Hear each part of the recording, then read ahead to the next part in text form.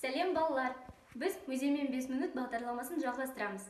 Бірнеше күннен кейін 12 сәуірде ғарышкерлер күнін атап өтеміз. 1 қазан 1991 жылы ғарышқа алғашқы қазақстандық ғарышкер Тоқтар Әубәкіров ұшты.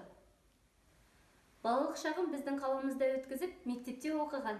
Сіздерге музей қорынан алынған Әубәкіровтың қолы қойылған альбомды ұсынамыз. Балалар, қалай ойлайсыздар, Әубәкіров ғарышта не көрді? Ал енді біз сіздерге осы тақырыпта қиялдарыңызды қосып, суреттер салуыңызды ұсынамыз. Суреттеріңізді сторисқа салып, міндетті түрде біздің Instagram парақшамызды белгілеңіздер.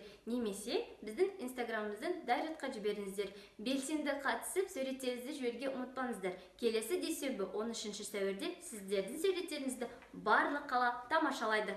Сау болыңыздар!